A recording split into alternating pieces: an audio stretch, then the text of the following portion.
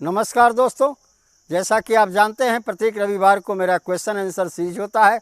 तो आइए आज इस वीडियो के माध्यम से किए गए आपके चुनिंदा कमेंट के प्रश्नों का उत्तर मैं दूं।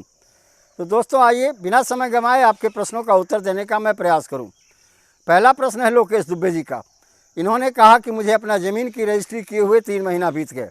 खरीदार ने मुझे एक चेक के माध्यम से पैसा दिया, लेकिन उसके खाते में पैसा नहीं था, चेक बाउंस हो गया। अब ऐसी परिस्थिति में रजिस्ट्री कैंसिल कराने के लिए मैं क्या करूं? उत्तर में मुझे कहना है लोकेश दुबे जी, आप 3 महीना के अंदर में ही अगर आप जिला रजिस्ट्रार के यहाँ या जिलाधिकारी के यहाँ चले जाते कि मुझे इस ज़मीन का पैसा नहीं मिला है, हो सकता है ऐसी परिस्थिति में उस रजिस्ट्री को कैंसिल कर दी जाती। अब चूँकि आपको पैसा नहीं मिला और आपका चेक बाउंस हो गया है, तो आप अपने खरीदार पर, जिसने ज़मीन खरीदा, उस पर आप चेक बाउंस का केस कर सकते हैं 139 यानी 139 निगोशिएबल इंस्ट्रूमेंट एक्ट के अंदर में। इसमें उससे सज़ा भी होगी और आपका पैसा भी आपको दिला दिया जाएगा न्यायालय से। दूसरी स्थिति है ऑर्डर 37 CPC के अंतर्गत में आप सिविल कोर्ट में मनी रिकवरी सूट का मुकदमा दायर करें उसके विरुद्ध में, जिसने आपका ज़मीन खरीदा है। वहाँ से भी आपको रेमेडी मिल जाएगी और आपकी ज़मीन का पैसा आपको वापस मिल जाएगा।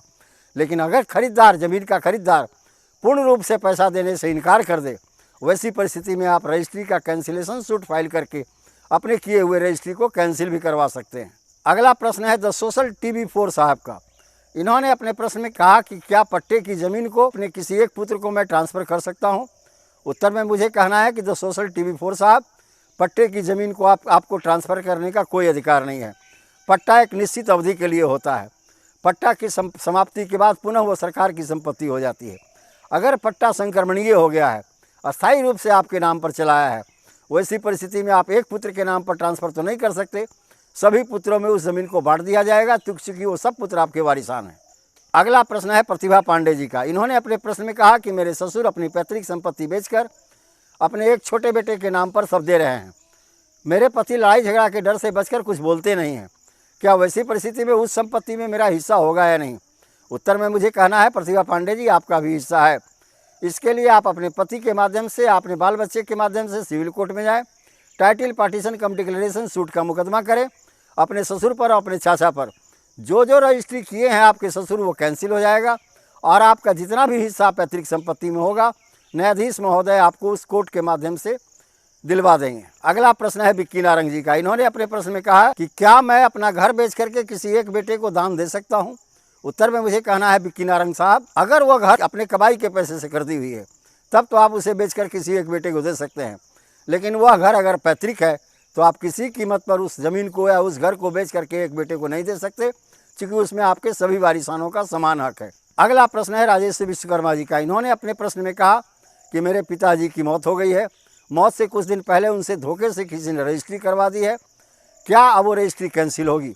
उत्तर में मुझे कहना है राजेश विश्वकर्मा जी, अगर आप न्यायालय में साबित करने में सफल हो जाते हैं कि आपके पिताजी को धोखा दे करके किसी ने इस रजिस्ट्री को करवाया, वैसी परिस्थिति में निश्चित तौर पर यह रजिस्ट्री कैंसिल कर दी जाएगी। क्योंकि रजिस्ट्री कैंसिल करने का यह मूल आधार है किसी को धोखे में दे करके रजिस्ट्री करवा लेना, किसी पागल से रजिस्ट्री करा लेना, किसी पर दबाव डालकर रजिस्ट्री करा लेना, या किसी को अंधकार में रख कर रजिस्ट्री करा लेना।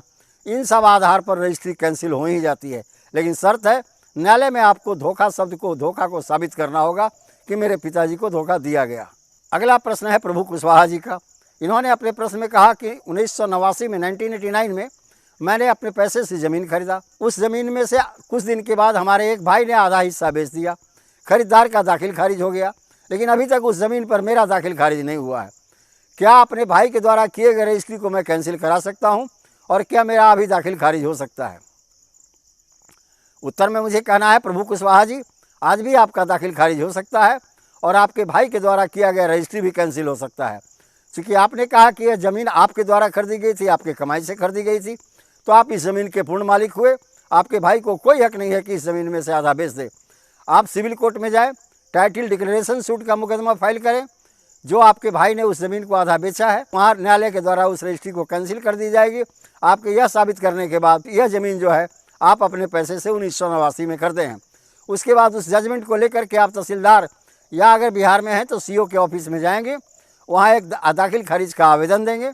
आपके नाम पर कोर्ट के आदेश के अनुसार निश्चित तौर पर पूरे ज़मीन का दाखिल खारिज कर दिया जाएगा। तो धन्यवाद दोस्त। अगर आपको मेरा यह प्रश्न उत्तर अच्छा लगा या आपको पसंद आया तो आप इसे लाइक करें, सब्सक्राइब करें, अपने साथियों को शेयर करें ताकि वो लोग भी इससे लाभान्वित हो सकें।